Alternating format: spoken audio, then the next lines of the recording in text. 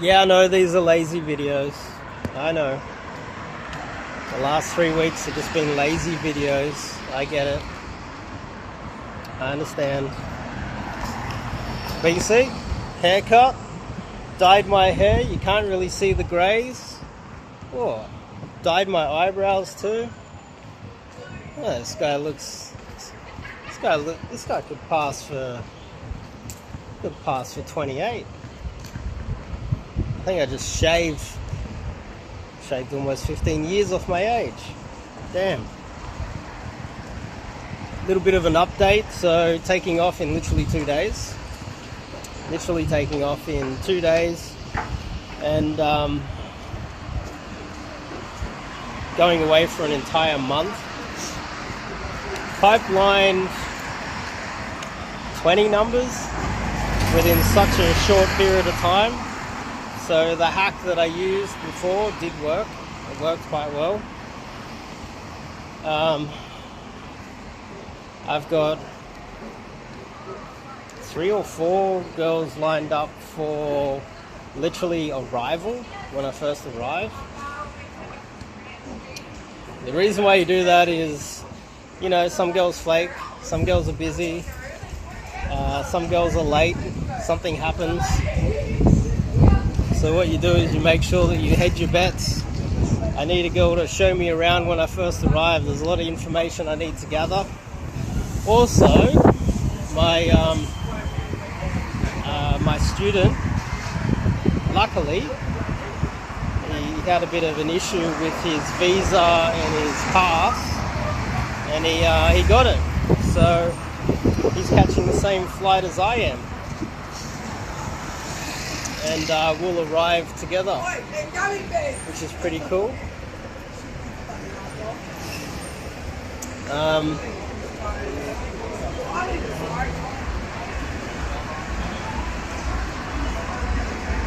Yeah, things seem to be getting back to normal here,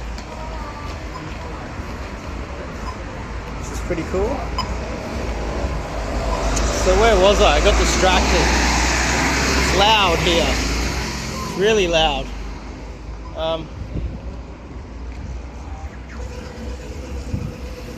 So, pipeline, I've got 3 or 4 lined up for day 1. And the strategy is, got a quarantine hotel for 1 day, and then just booked a hotel for 3 days in an area, because I've never been to this country before. Fingers crossed, the area that I chose is a good one. Otherwise, those 3 days I will use to just bargain my way to a better place. Hang on a second. Yeah, I know the quality's low. I know I'm being lazy.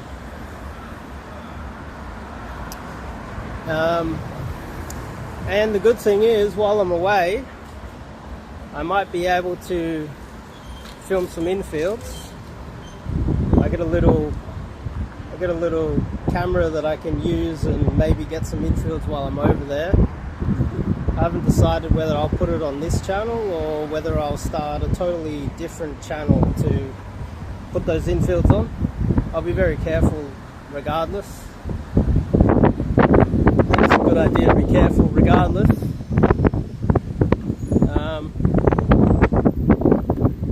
For the country I'm going to, I think that I checked and they don't have any laws against filming at all, which is great. It's not like it's a terrible thing. It's literally just having a chat with someone. It's like a prank, and that's probably what I'll end up titling them. I'll start calling these infields just pranks, pranking girls. So the keywords are going to change, but it's really just infields, to be honest.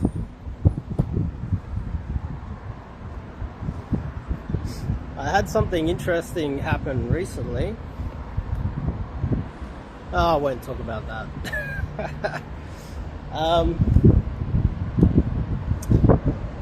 But yeah, that's pretty much covered that. I think I'm waffling on at this point, but so far the hotel's been booked, pipeline a few numbers to arrive. I'm going to be there for an entire month. The goal is to just have, hang on a second,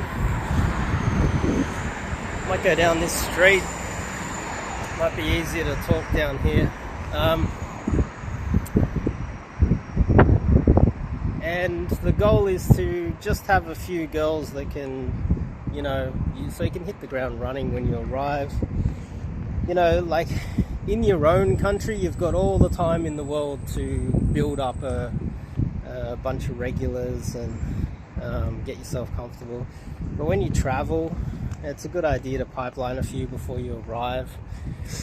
You don't know what's going to happen. Some are unreliable, some don't turn up.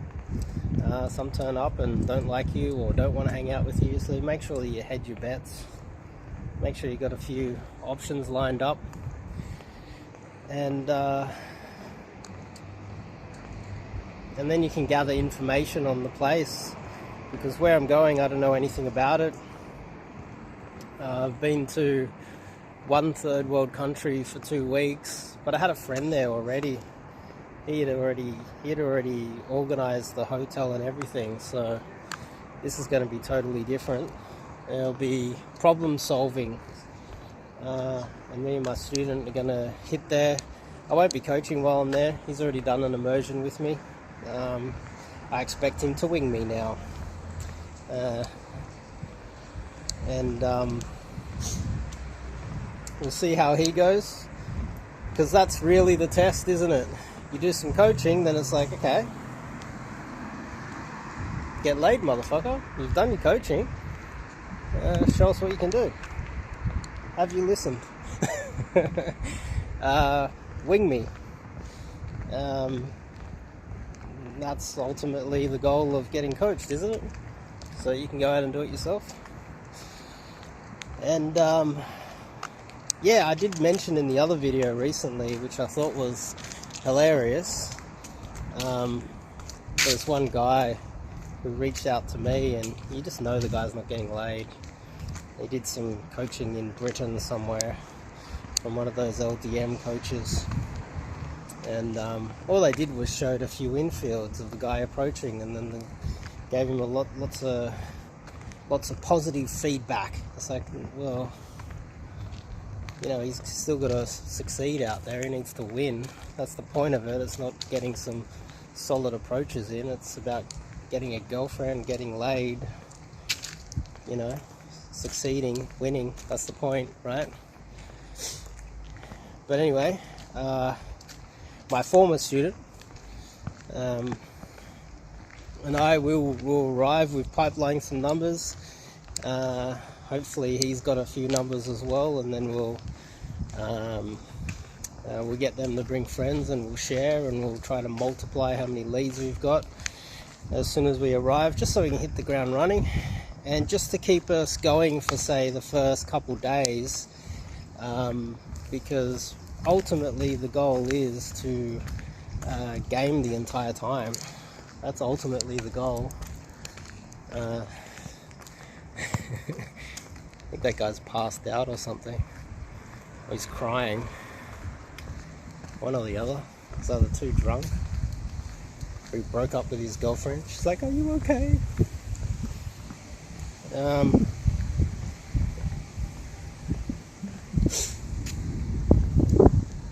And I picked a spot to stay, which is, from what I can see, the wealthiest part of the city that I'm going to. According to Google, that is, and according to a few forums I looked at and a few websites, this is the wealthiest area in that city. There's a really nice big shopping centre that I can just day game in.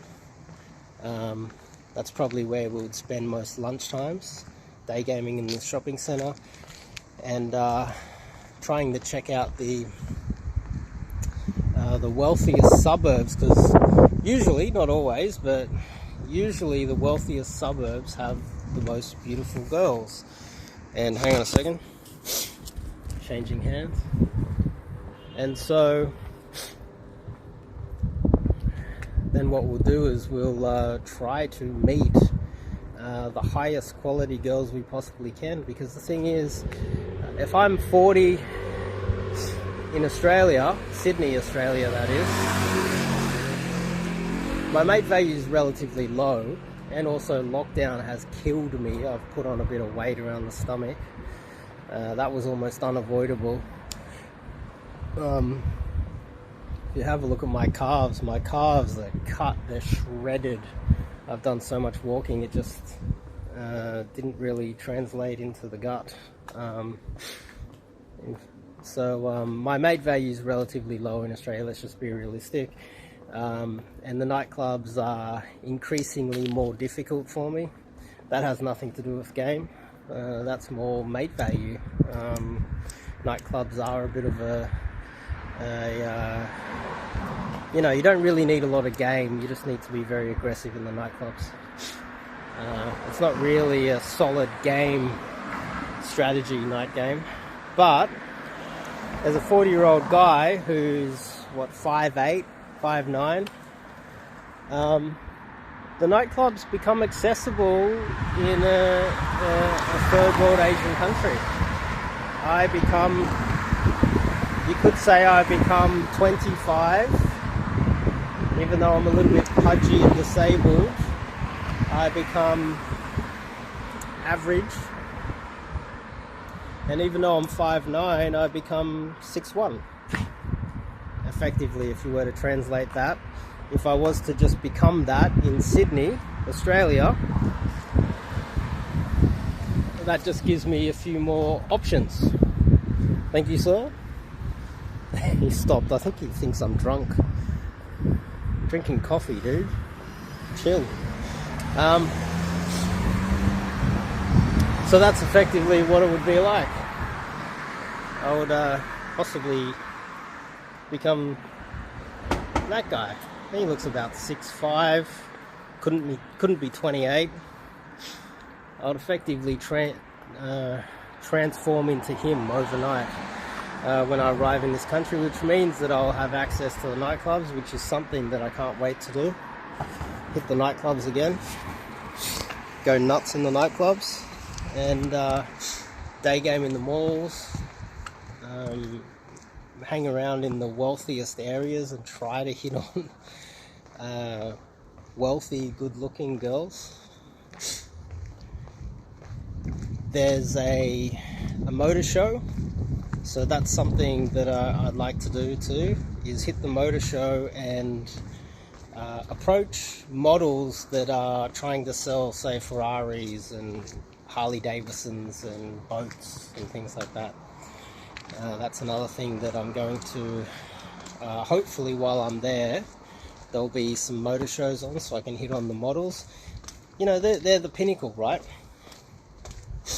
So if I was 25, 6'1", and I could shave all that years off and revert back, that's what I'd be doing in Sydney. So if I become that when I travel over there, what you do is you're always trying to shoot above what your mate value will allow, not below. So the goal is to aim above. And so if I gain, you know, you don't just see, this is something that a lot of guys do. You see it, there's a guy in Brazil, he's punching down. There's guys that go to South America, they're punching down really, and that's okay, but it's not fun. I think the fun part, from my point of view, it's not just an ego thing. If I'm coaching too, I like to push the limits of what my mate value is capable of achieving. But it's also, it's almost like gambling. It's like society doesn't think that you're capable of doing this. They don't think that you deserve this. They don't think that no one believes it. And then you win, you pull it off, and you succeed. It's the most exhilarating thing ever. And it's not just about getting the hottest girl either. It's about kind of winning and beating the system more than anything. It's more like... And not through Tinder, not through online dating, not through Bumble or whatever else they've got out there. Through cold approach. Through meeting a girl through cold approach, making it happen, beating the system, beating the game against all odds while everyone's doubting you, pulling out a massive victory. That's doing what society... It's not that society frowns upon you, that's not it at all. It's just that society thinks that you are of such low value you don't deserve to win. That's really what it is.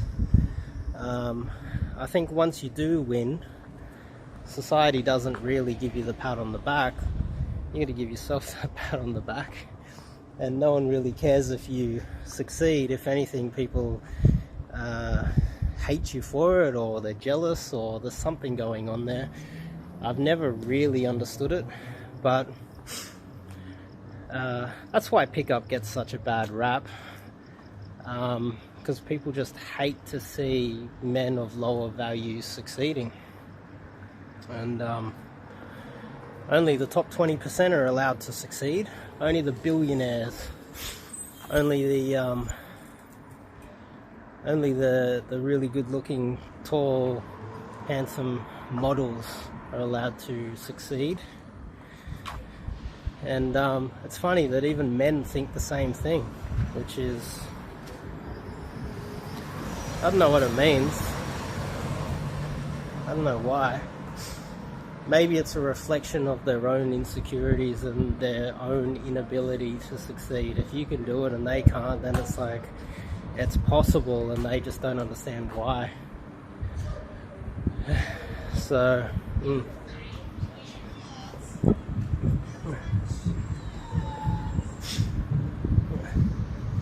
yeah.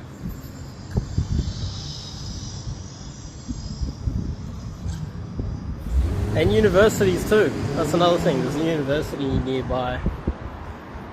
But anyway, I think I've waffled on and produced this extremely low value video with no editing. But look at that. Looks okay. I can't see any grey. Dyed my hair, got a little haircut. And I'm going to do some teeth whitening a little bit more before I take off in literally a few days. We'll see how I go when I'm over there. I might make videos like this and tell my story, how I'm going over there. I think it'd be good to record it too, even if it's just for my own benefit. But if some of you guys want to come along for the journey, sure, come along for the journey. And this is a good little recon mission. I might get some infields while I'm over there, and we'll see if I think I'll be very careful with posting girls. I'll make sure that they are okay with me putting them up. Infield wise, I'm gonna have to think about that. I might have to start a new channel just to do that. There's also been a lot of PUA drama. I've been ignoring that channel because it was fun for a while, but I can't really see the benefit in pursuing something, you know. This channel's monetized, so it makes sense for me to pump out a lot of videos here now. Maybe the PUA drama, we'll see. We'll see how it goes. But anyway, you guys are bored, aren't you?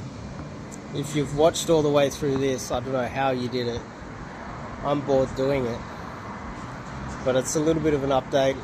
And the next video, hopefully, will be me in this country. And it'll be a little bit of a welcome to that country and a little bit of a I'll give you guys a little bit of a take on what my plans are now that I'm there. In literally 2 days. I'll see you guys then, hey?